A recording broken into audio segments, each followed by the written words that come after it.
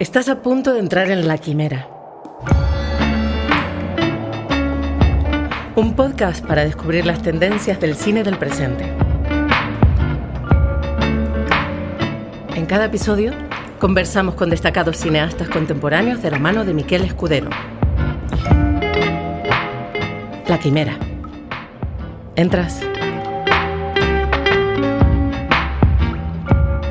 Bienvenidos a La Quimera. Hoy tenemos el placer de charlar con una de las cineastas más brillantes del panorama internacional. Soy Miquel Escudero y nos acompaña Payal Kapadia. Payal Kapadia, el gran rostro visible del cine de autor en la India. Payal Kapadia construye sus relatos en torno a la representación de la memoria y a los complejos entresijos del amor y las relaciones humanas. Después de haber filmado los estimables Afternoon Clouds y And What is the Summer Saying, sus dos últimos cortometrajes, la realizadora se lanzó a por su primer largo con Una noche sin saber nada, un fascinante poema en blanco y negro en torno a las cartas que una chica escribía a su amante durante las revueltas universitarias en el país. Se trata de una mezcla de sueño y vigilia, de realidad y ficción, con una sensibilidad desbordante y con una capacidad evocadora con pocos equivalentes en el cine contemporáneo. La fama ha tocado a su puerta con La luz que imaginamos, un segundo e inspirador largometraje que le valió el Gran Premio del Jurado en Cannes y una nominación a los Globos de Oro como Mejor Directora.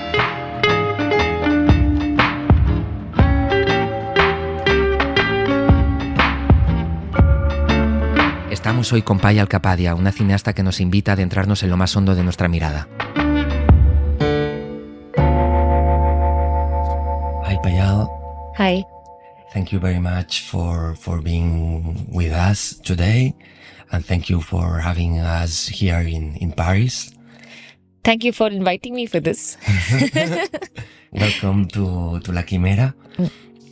I would like to begin our conversation asking you about if you remember which was the first film that you watched when you were a child, if you watched it at a movie theater or if you watched it at home. Do you remember about that? The first ever movie. I'm quite old. I have no memory. But I remember, I think the first movie I saw in the cinema was this super melodramatic Hindi movie called Kayamat Se Kayamat Tak, which means from one tragedy to another. Mm-hmm. But it was a cult classic because it was like an adaptation of Romeo and Juliet. So it was a story of two people of two different class and they run away and... But yeah, I guess it's kind of influenced somewhere with the same themes of my parents. But yeah, I remember going to the cinema and I was really small to watch this movie. And do you remember if from that moment on you wanted to watch more films or if you began thinking about watching other films, or how was it? When we were growing up, we used to watch a lot of Hindi movies in the cinema because it's what was the most accessible. And on the national channel, like we had a government channel called Doordarshan, and sometimes on Sundays they would show some art house movies. So we would watch those as well because my parents were really they like to watch a lot of art house movies. So they would force me to watch it, but at that time I was like, okay, what is this? It's a bit boring, but I think some of it stayed in my mind. And they would also sometimes get like VHS tapes of some movies and especially some documentaries and things like this. So that way I had quite a lot of exposure to different kinds of cinema growing up. And you remember if you, at that time, if you made the difference between if it was real or if it was a fiction, or how was it for you when you were watching this kind of films? You remember about that? Well, I think because when I was younger, my mother used to be making videos. She's an artist and she would make video art. So at that time, I remember she used to shoot on like U-matic tapes. And she didn't have big budgets, so she would have to watch the VHS tapes playback, because at that time it was linear editing, which is a really painful, and thank God we don't have to do this. So she didn't have, they didn't have a lot of budget to spend a long time in the studio. So she and her editor, who was another lady, they would sit on our kitchen table and keep watching these tapes and logging them. So I kind of understood, okay, there is some process which people shoot, and there is something called editing, and you have to spend a lot of time doing it.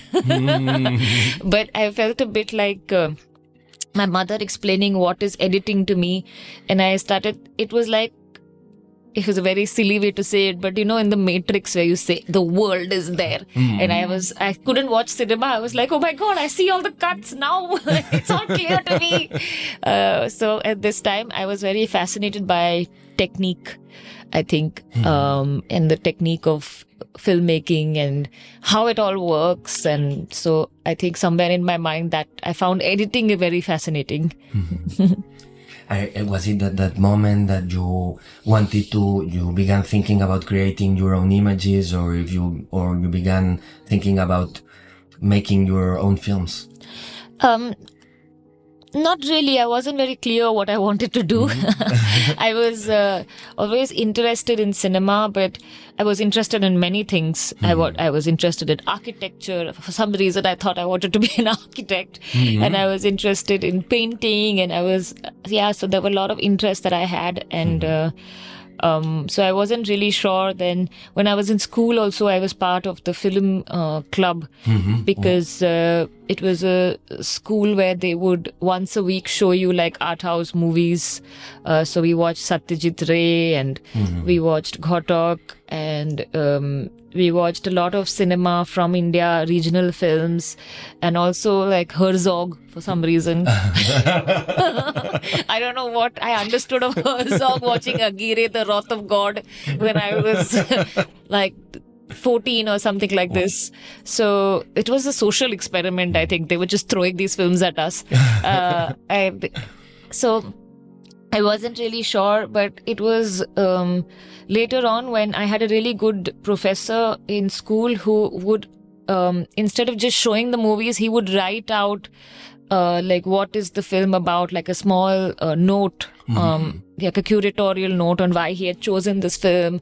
For example, he did some screenings of film noir films. So what is film noir? What is expressionism? And once I started finding these linkages from movements and art and philosophy and connections to socio-political things, I started becoming more and more interested in the possibility of cinema. So I think that's where it sort of happened, and I wanted to join film school when I finished school, but you have to be a graduate, so I had to join university. So I studied something completely other, but I was very much watching film festivals in Mumbai and being part of film groups in my university. So it was sort of there, but it wasn't I was very clear of what in cinema that I want to do. It's very interesting, because I think it's very beautiful in your cinema. It's that because we can, at least for me, you can tell there is a filmmaker looking for her own images, or looking for the images she wants to draw, she wants to show. It's something that I wanted to ask you about that first moments, in which you were going to begin to your short film, your first short film, which is Watermelon, Fish, and Half Ghost. Yeah. And if you remember the first moments in which you had to make your first choices as a filmmaker. Yes, because when I joined the film school, we had to do a lot of small exercises in the school, and we would shoot sometimes on 16mm film, and you would get very limited stock. So how do you sort of think about film? But at that time, I started watching a lot of movies from the Czech New Wave and French New Wave. And one film that I really loved was Vera Chitilova's Daisies, because I think when you start film school and it's quite new, it's the kind of film that makes you feel excited to try things. Absolutely. So I love this movie a lot, and I would try to be a bit inspired by it from time to time. But I also liked very much the films of this very, very experimental Indian film director called Amit Datta. And his student films used to be very kind of fantasy, fun and childish sometimes. So I was very influenced by these, and both filmmakers are kind of playful.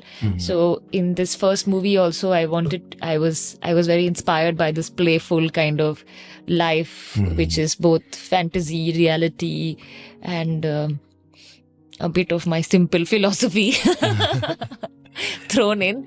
And kind of, because I think in India, and maybe it's true of many countries, you hear a lot of folk tales and stories and fairy tales.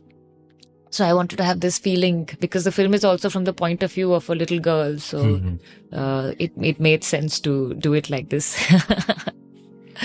And it's very interesting for me, because when I'm watching your films, I always see, this desire for getting closer to the people you are filming, or getting closer to them. And I wanted to ask you about, the question of the matter of distance, when you were deciding at which point were you going to place yourself as a filmmaker, towards them. And yes, I wanted to ask you about that, and about the idea of how this voice can come. Sorry, like a voiceover. Exactly. I actually really love voiceover films. I think even we are watching old films from the 60s, I mean French Nouvelle Vague films, they always have even Jules Jim has this random third person voiceover. So I love Wong Kar-wai. I love Chantal Ackerman's News from Home.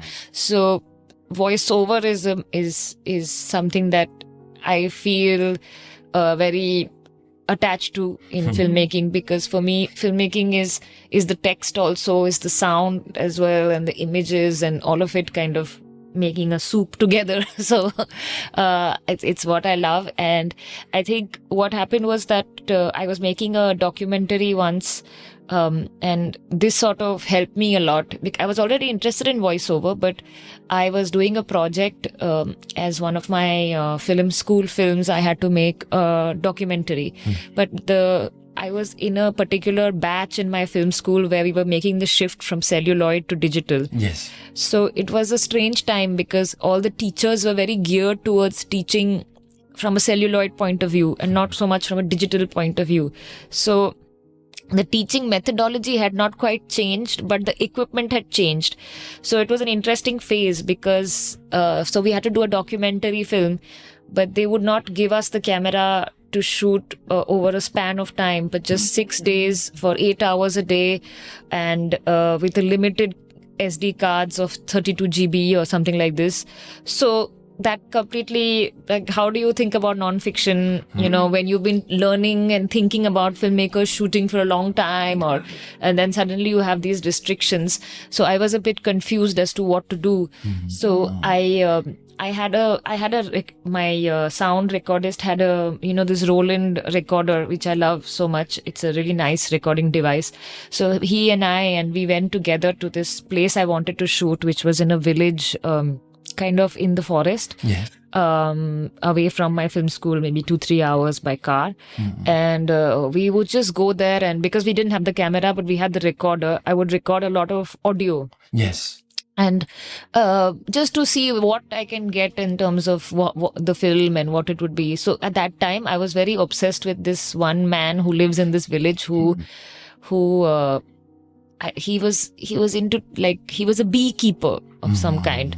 And so for some reason, I was very fascinated with this. Yeah. But while I was doing the research with my recorder, I ended up spending most of my times with the women in the village. Yes. And kind of just chatting with them and sometimes cooking and eating and this kind of thing. And I asked them, can I keep this recorder? They were like, do what you want.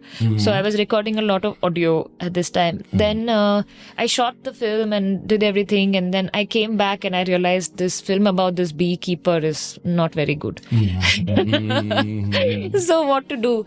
So then I was listening a lot to all the audio I recorded, which was a lot. And me and another friend of mine, we wrote, what is it called when you write out transcribed. Yes, exactly. We transcribed everything, and we thought that whatever audio I had recorded was very interesting because it was all these really private conversations and playful conversations between these women and just things that just sound nice and interesting and tell you a lot about this place that I was in, but from a completely different point of view from what I had intended to go. So then from that, we made like a voice over, but of different voices, and then used the images that we shot about this bee thing and put it together and say, let's see what happens. And I think that process was really good for me because it was a kind of limitation of shooting, being forced to not have a camera and only use audio to record, and something that when you're a student, you're always complaining that, oh, how can they not give us the camera? How can they be like this? But finally, the restriction helped me to kind of come up with a language that I eventually loved and made a whole film like this. So, Absolutely. so I think sometimes limitations can push you in a direction, and in filmmaking, you'll always find some way. Now, I would never say this to my producers because... So I hope they don't hear this. Let's cross fingers. Hacemos ahora una pequeña pausa para dar paso a Beatrice Fiorentino, que ahonda en cada podcast en los conceptos clave del cine actual. Conceptos clave del cine contemporáneo. Hoy, Black Cinema Matters. Black Cinema Matter. El cine siempre ha sido un espejo de la sociedad, representando el espíritu de la época y útil para enfocar temas y tendencias que animan el debate público, no solamente en las salas de cine. 2 años antes del célebre Me Too, que pasó de denunciar comportamientos abusivos sufridos por mujeres a convertirse en el motor de un movimiento de transformación de la industria cinematográfica, también en términos narrativos, fue otro hashtag el que encendió un sano debate sobre la marginada presencia afroamericana en el cine estadounidense. Todo empezó con aquel Oscar So White que a raíz de las nominaciones de 2015 denunciaba los absurdos porcentajes de Hollywood, donde entonces el 92% de los directores más importantes son hombres y el 86% de los títulos más destacados tienen un protagonista blanco. Tales cifras ya no son tolerables, por lo que una vez caída la máscara, términos como inclusividad o positividad corporal se convierten en palabras clave de la llamada corrección política de nueva generación. Tomemos, por ejemplo, lo que ha ocurrido en Disney, donde se ha estado trabajando en versiones de acción real, revisadas y corregidas, de los clásicos como El Rey León, de 2019, o La Sirenita, de 2023. En la primera, se recurrió a actores de origen afroamericano como Donald Glover y Beyoncé para amplificar la coherencia con la ambientación africana de la película. En la segunda, fue una joven actriz y cantante afroamericana, Halle Bailey, quien interpretó a la protagonista Ariel. Aún más incisiva fue Marvel, que en 2018 produjo Black Panther ambientada en Wakanda, un imaginario país africano tecnológicamente avanzado como símbolo de una África nunca colonizada. Esto permitió imaginar un futuro alternativo, libre de narrativas de opresión colonial. Más allá de estas respuestas a la cultura woke, y en este caso concreto del deseo de modernizar las historias representando mejor a un público global, demostrando así una mayor atención a la diversidad cultural, Quizá el hecho más interesante sea la aparición de una nueva generación de cineastas afroamericanos que no solo contribuye a una nueva definición de los cánones de representación de la cultura black, sino también los del cine estadounidense en general, abordando cuestiones relativas a la identidad y a la historia de los Estados Unidos de América a través de una mirada renovada. En efecto, ha transcurrido más de medio siglo desde la Blaxploitation, desde aquel puñado de películas independientes que situaron a la comunidad afroamericana en el centro de la producción.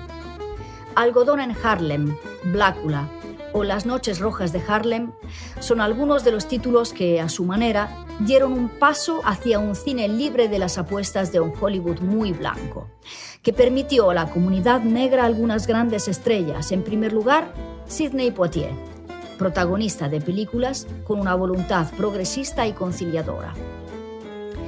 La presencia e incidencia de actores, directores y productores afroamericanos en Hollywood, al margen de los éxitos de estrellas del calibre de Eddie Murphy, Denzel Washington, Morgan Freeman y Samuel L. Jackson, o de autores relevantes como Spike Lee, no ha experimentado, de hecho, más que una aceleración decisiva en los últimos años, sobre todo gracias a las acciones del movimiento Black Lives Matter y a la reciente mayor sensibilidad hacia los temas de la inclusión en el cine, las artes, la vida social y política.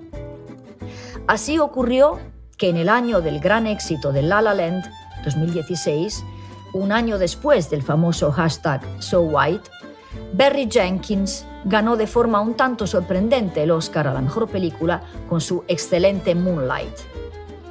Aunque el nombre más interesante de esta nueva ola podría ser sin duda Jordan Peele, autor y productor capaz de interceptar al gran público mientras dirige obras extremadamente dialécticas y estratificadas.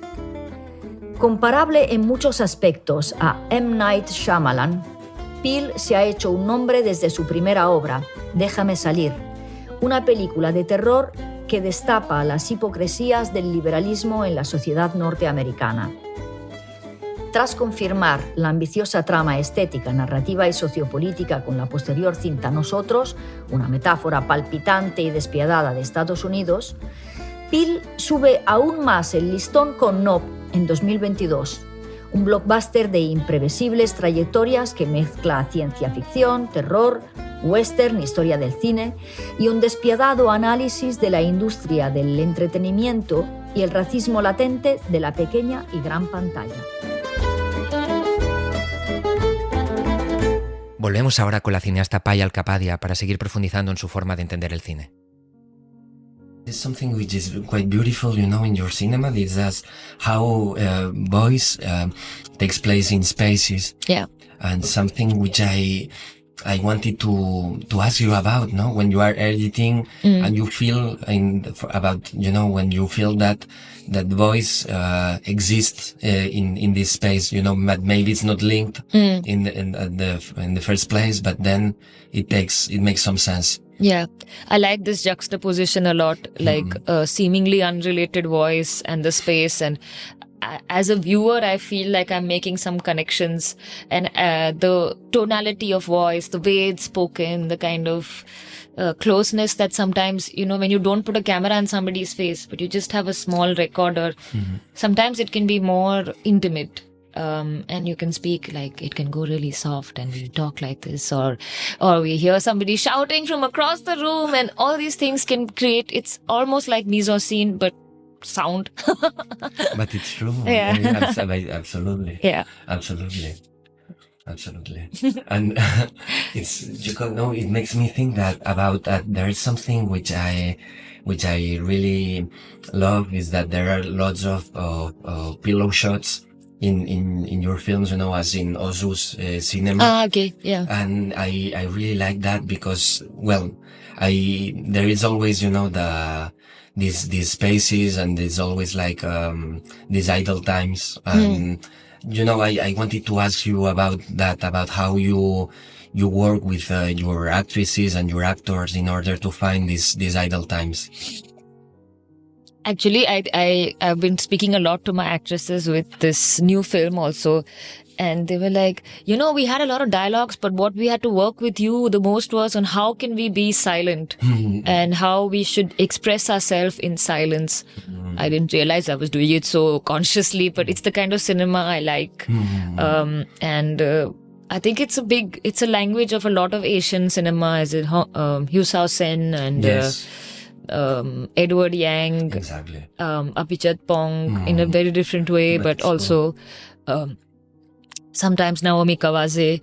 I think it's, or even if it's Antonioni sometimes. Absolutely. So there's a lot of films that I love a lot, which allow this sort of time to breathe in the film. And I like very much, like something that my teacher once said to me, that filmmaking shouldn't be like, forcing you to take the audience from a point A to point B, but perhaps presenting options of ways to you to walk around and explore. And I think when you have shots like this, it gives the mind some time to reflect on what you've seen and how you are living your life somewhere and find some new connections. Maybe it's a very subtle thing, but it's what I hope from, having more time to breathe in a film. Absolutely. It's very beautiful, I think, because it's the time to breathe to the spectator, but also for the actor or the actress, Yeah. And I have I believe, that when you work like that, there is more space for the spectator, for the actor or the actress, but in a way they can exist in through your film. And I think that sometimes, I don't know how you see that, but sometimes characters, they don't really exist in films because they are being pushed through the actions, and they don't have time to exist in the film. And something. I for me, like very daily life can have a lot of drama. And I like this kind of film where the very sort of mundane things can be very dramatic, or sometimes like if you see a film like Ben Rivers, sometimes nothing is there, it's so still, but one curtain will move, some little smoke will come, and you'll feel how dramatic it is. Yes. And I think the power of cinema is to make us see the world around us as more interesting than cinema itself. And everything becomes more interesting. So I think as filmmakers, we are privileged that way, because today the light is like this, and I will think about a certain thing, and if it was different, I would feel differently. And so I think we become more sensitive to the world around. And I think it's true of even cinephiles and people who watch films or read books or look at art. Maybe that's the purpose of art, I guess. I don't know. Yeah. That's a good question. I'll think about it, but it's because about what you were saying. No, in the film by Ben Rivers, it's in your film. And what is the summer saying? Yeah. And there is a moment which I believe for me is the most beautiful moment in the film, is in which color arrives in the end of the film. And it's I wanted to ask you about this kind of decisions, or about this kind of ideas, if it's something that you came out thinking about it when you were writing, or it's coming that some ideas that came when you were editing, or before when you were dreaming about the film. I don't know. Yeah, actually, I'm not very, I always go with some plan, but that goes. That's great. So, with this film, this is the one I was talking about, the bees and the recording. Okay. It's and what is the summer saying? Yes. So, at that time, again, it comes from the material of the camera, because this camera, I was shooting in black and white, but the camera records color. So I can see the image in black and white, but in the sensor, but in the screen, but what the footage I have has color. The raw footage has color. So when I was watching the rushes, we had converted all of it, but sometimes I would also see the original rush just to see what it feels like.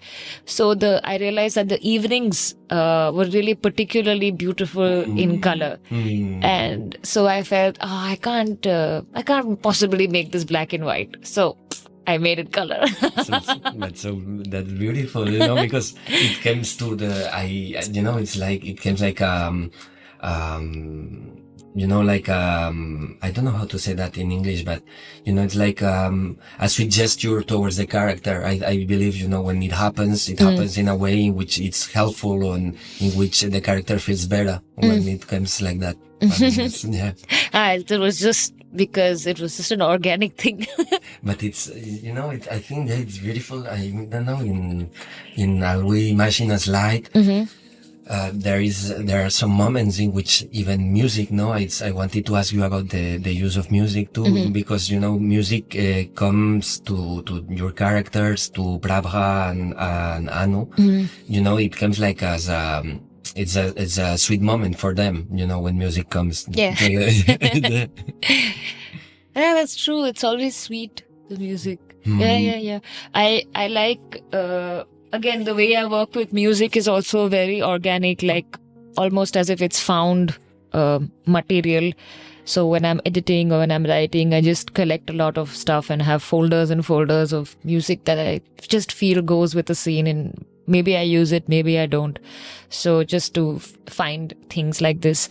And while we were editing, my editor, Clément, he said, oh, you like this kind of delightful music. So I know this nun who is Emma Hoysege Mariam Gebru, and she is a pianist. She passed away last year, but he said, that there is something that I think you might like in this music. So when I heard the music, I said, oh, it gave me a feeling of, like reverie that you sometimes feel when you are in the beginning of love. It's true. Interestingly, she's a nun. So I don't know, like there is something there in how she was playing this music. And I really liked it. And so I'd like to say I have some profound answers to some of these questions, but most things I just use very instinctively. But that's great because it's honest and I like it.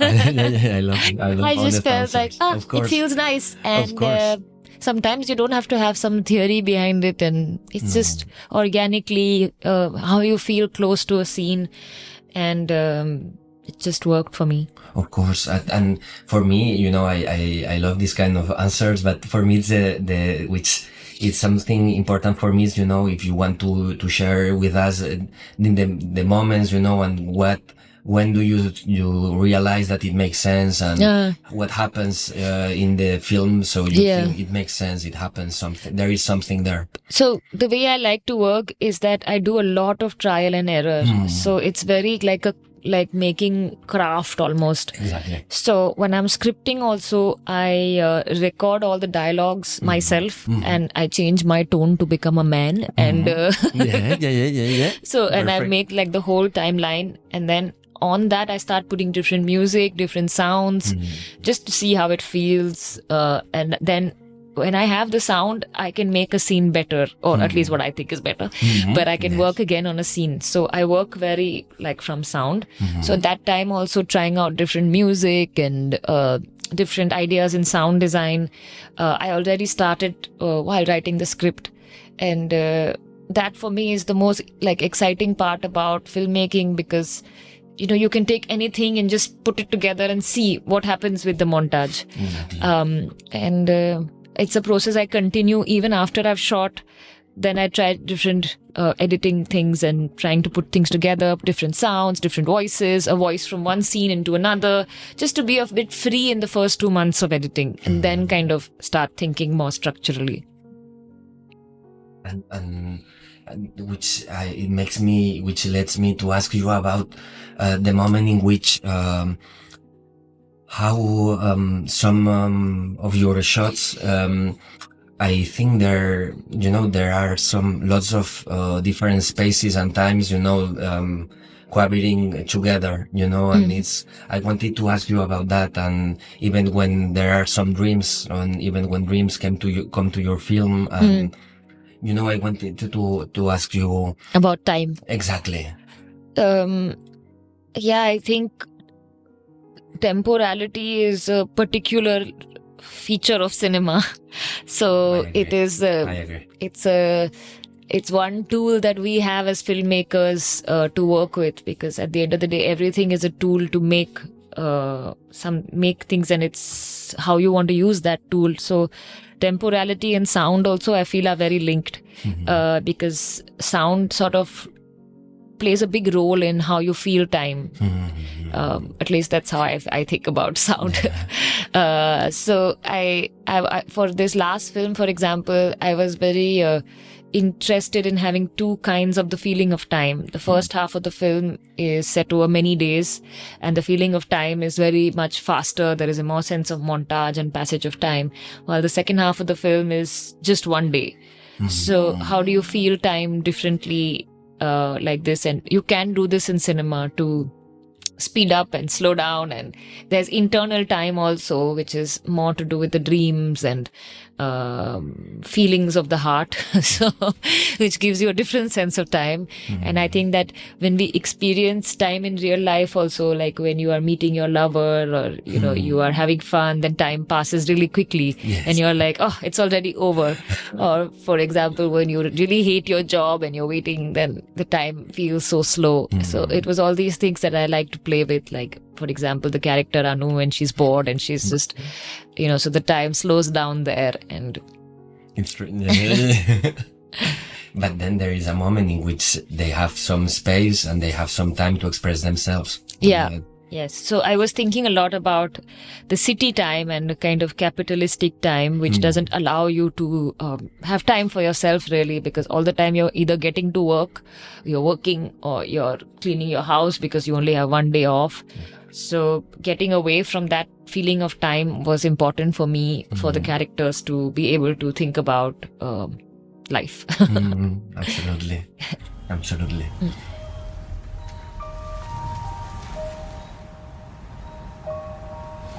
ഇത് പ്രവേശിക്കാണല്ലോ. ഇതിപ്പോ ആരയക്കാനാ? ഒന്നും കാണുന്നില്ല. Made in Germany. പ്രവേശിച്ചിട്ട് husband എവിടെയല്ലേ? Last time कभी phone किया था उसने? കൊട്ടൊരാളെ ഇങ്ങനെ കല്യാണം കഴിക്കാൻ കൊണ്ടൊന്നും പറ്റുമെന്ന് തോന്നുന്നില്ല. അതിനെന്റെ മോനെ രാത്രി വരെ കാത്തിരിക്കേണ്ടി വരും. പക്ഷേ തൽക്കാലത്തേക്ക് ഞാൻ ഈ മേഘത്തിന്റെ കയ്യിൽ കുറച്ച് ഉമ്മ കൊടുത്തു വിട്ടാലോ? എന്തൊക്കെ ഇതിനെ പറ്റി ഇവിടെ ആൾക്കാർ പറഞ്ഞു നമുക്കൊരു വിചാരമുണ്ടോ? ഭാവിയെ പറ്റി ചിന്തിക്കാറുണ്ടോ? उन दोनों का सेम है सिस्टर, एकता जीव सदाशिव, ऐसा।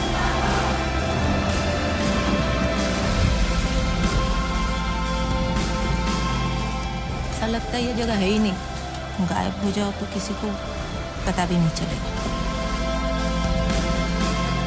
हमें पता चलेगा।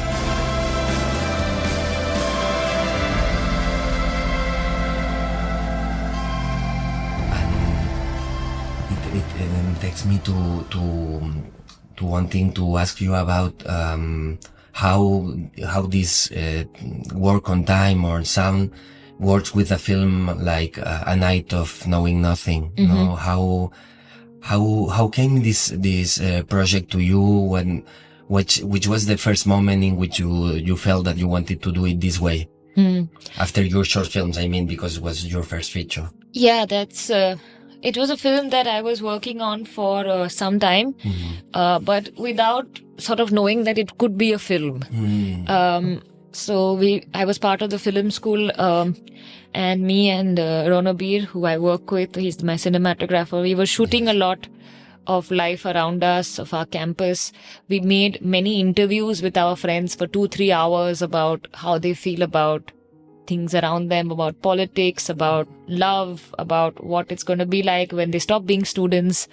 So we collected a lot of material, but again, we didn't really think that what film I would make out of it or how it would finish. So in that sense, it kind of is, there was no end goal in sight that it would be a film at all. But then a lot of things started happening around the country, where there were a lot of other students also shooting their campuses. And we would meet them and they said, even we don't know what to do with all this. So I was like, okay, if you don't mind, we can share. So they gave me some footage. So then by the end of it, I had many hard disks of a lot of protest footage, and also some archives on the internet. And so it was like and then many years passed since 2016 when we had shot it, and I only started looking at the material again by 2019. Yes. So, I was not a student anymore and time had passed. So I think what happens then is that even the footage that we had shot together with Ronobir, like when we look at it, we felt different. So it felt also as if it was found footage. I see. So then we said, okay, let's treat it like an archive film, even though it's contemporary.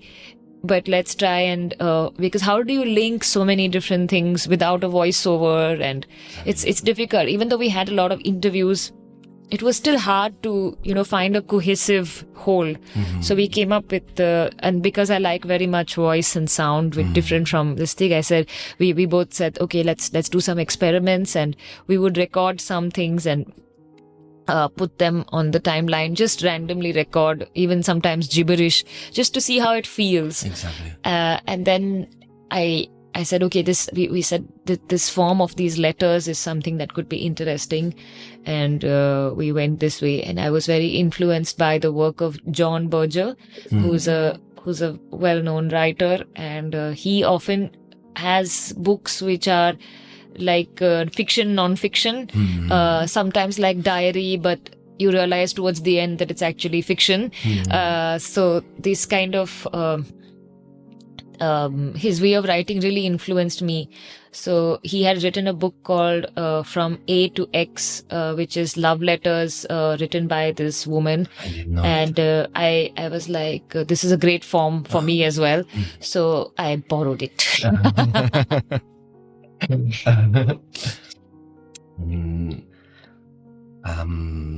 Was it when you were doing A Night of Knowing Nothing? Was it like the work with sound and the work with dialogues? It came out in the same as and what is the summer saying? Yeah, Yes. Kind of. But it was a bit different because we had all these interviews of our friends and other people, and they were 1-2 hours long, but it wasn't very cohesive. We couldn't, like and what I was saying, I could take out bits of the interview, and when I put them together, it felt fine. But here it was too roundabout, and with the film like A Night of Knowing Nothing, you have to find the balance between giving information and not sounding like you're only giving information. So that was a balance that was hard to find, especially because the audience is so large. It's not just Indians, but everybody around the world. Because for Indians, people will say, okay, I already know this. Why is she telling me this again? So that balance was a bit tricky to find. And I think it was not always successful. So what was the question? No. It's about the using, how you answered very perfectly what I was saying. It's about how did you use if dialogues and sound, was used in the same way? So then we took last short film. We took all the material from these interviews, and then me with my co-writer Himanshu Prajapati, we started saying that this is the theme in this interview. How can we have this theme in a letter and kind of take some bits of it, but we wrote down the character, what she's like, and she was also kind of a character which was a mixture of many friends. And then we wrote these letters based on those interviews, and we did a lot of trial and error because Ronobir, who was the DOP, was also the editor. Yes. So we would work with Himanshu and me trying to write some things, giving it to Ronobir. He would I would record it, and we would just put it on the timeline with the images. And a lot of times things didn't work, and that didn't make it to the film, but we did a lot of different experimentations and finally kept cutting and showing it to people and getting some feedback, and then finally arriving at this. And this form. Yeah.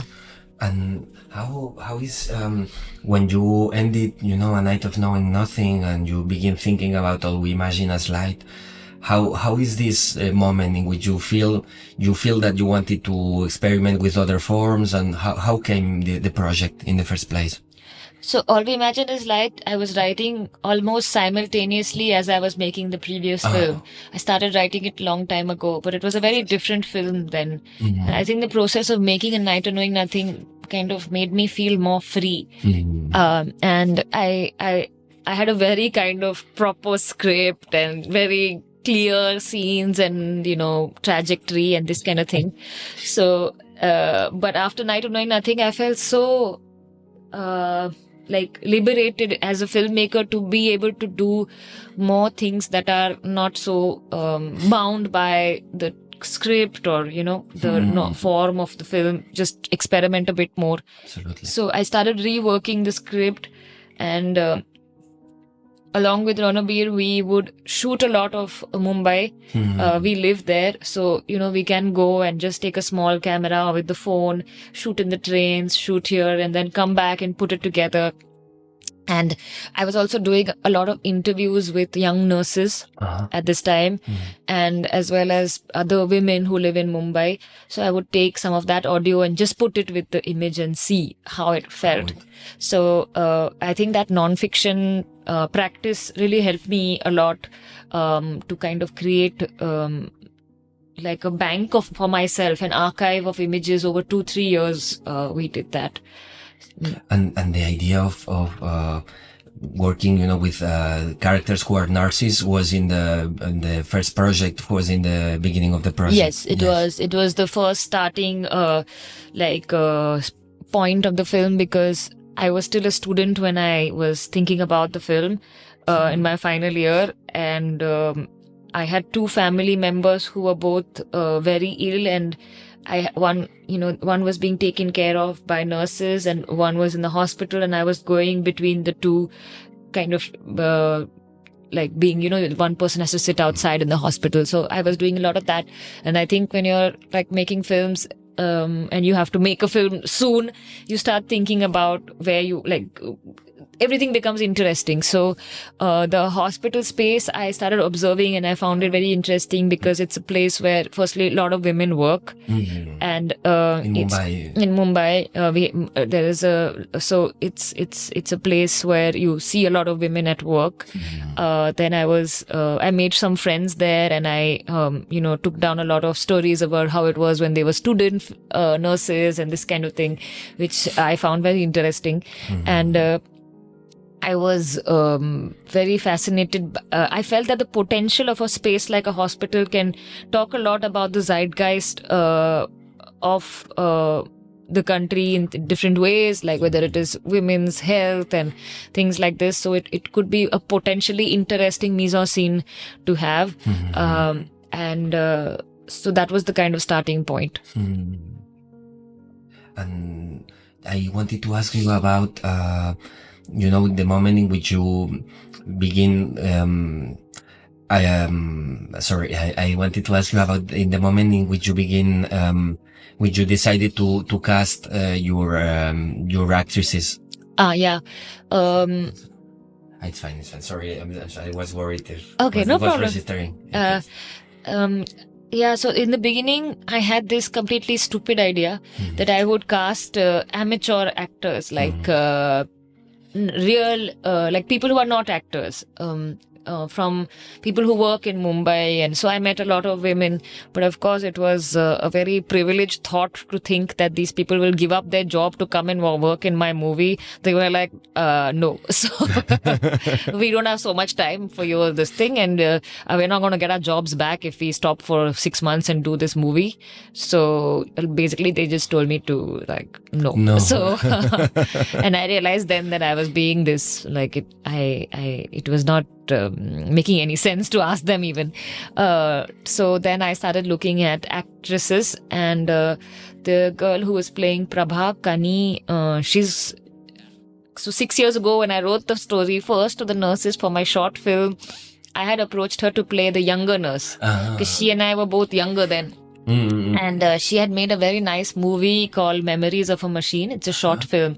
And she talks, her performance was very kind of naughty. And so it made sense for this character. But I used to keep sending her drafts of the script over many years. And I was like, maybe I'll make it. I don't know what's going on with this film.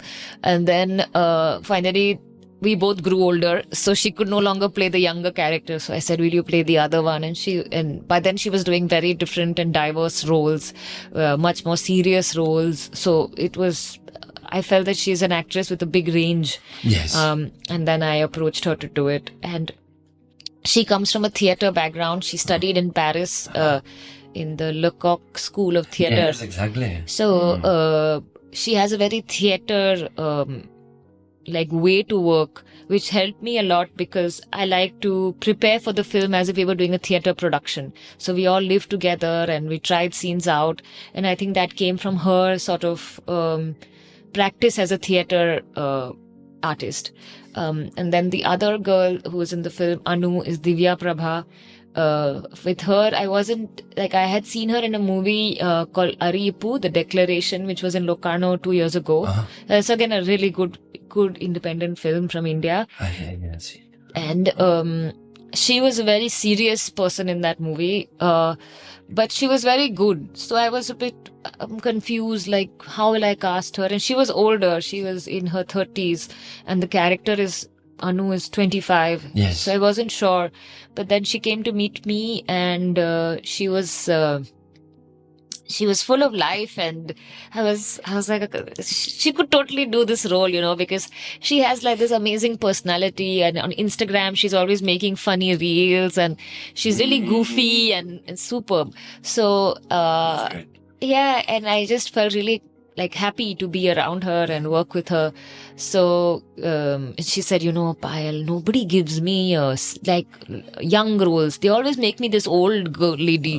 So I was like, no, because in real life she's more playful. Yeah. So it was really, it was super nice to work. And they had actually worked together 10 years ago in a TV show. Really? The two of them. They knew each other. Yeah, like a soap opera. So, so they knew each other. And there was also the third actress, Parvati, who's Chaya Kadam. And she does a lot of work. Like, she does both really commercial movies and really art house also. So she has like a really big range of films. And I had seen her 10 years ago in a movie called Fandry, which I really admire. And I thought she would never say yes to me. But she agreed, and now she's like a family. So That's so beautiful. Yeah. It's because you were saying, before that the actress who incarnates Prabha, Yes. She studied at Lecoq, which is a theater school, very based on the use of body. Yeah. And I wanted to ask you about how you work with them in order to take the gestures of the nurses and how to work with them in that way. We spent a lot of time working on the gestures, on the body language, on the walk, on how somebody sits, on the shoulders, how they will be, how much the stomach would stick out. We enjoyed a lot working on this because all three of them had thought a lot about their characters and their preoccupations and how that would lend to their body language. Prabha is somebody who's always busy and but she's also sometimes very underconfident in spite of being the head nurse. So these contradictions, she tried to have a bit of this and a bit of, moving her shoulders in and out, and these kind of gestures were worked out very, very closely. She even thought about a lot of small gestures that you see in the film that the character often has, which I sometimes I didn't even tell her to do it or anything. She just became so much the character, and those gestures, for example, she's always making her watch strap straight, like somebody who's always checking the time. And that makes sense for somebody like her. So there were a lot of tiny things which I think she worked on a lot.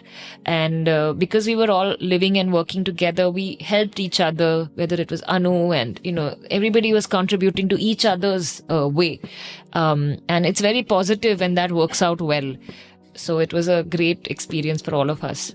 Absolutely, because when it's different, because in the love scenes, it's she changes, her body and her in face in a very subtle way, but it's beautiful, how it happens. And I wanted to ask you, for ending the conversation, I wanted to ask you about what do you need as a filmmaker or as a scriptwriter from a project in order to want to work on it? It's a difficult question for me because I am right now at a stage, usually like I have more than one project, because when you're working independently, you need to be doing multiple things. But with this last film, it happened, I thought I would take more time with the post-production, but it was from December to April and then the film was out. So I am kind of terrified of how to move on. To be very honest, it's I have so many ideas in my head and I have lots of little bits of films and they're all there, but nothing is cooked yet. So the way I like to work is that the only way actually I like to work is to keep writing a lot. If you have, what I do is that I have 4-5 ideas and then I develop all of them and I write a lot for each. I love writing. So for me, it can be both happy and painful because sometimes you're like, I can't think of anything. But if you just force yourself to write, even if it's bad, I feel that's a really good process for me, because even in bad writing, you could have one good line and that could be better than not having anything at all. So I spend a lot of time writing, and that's what I've started doing now. I just have... So there is a script there somewhere. I just have to find it. So thank you very much for your generosity and thank you for everything. Thank you. This was a really nice conversation. I really appreciate it. Thank you very much.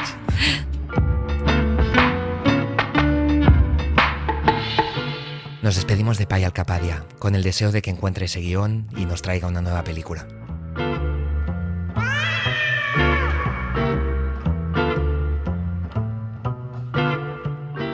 La Quimera, un podcast producido por el Instituto de Formación e Investigación Cinematográfica con el apoyo del Ministerio de Cultura y Deporte del Gobierno de España.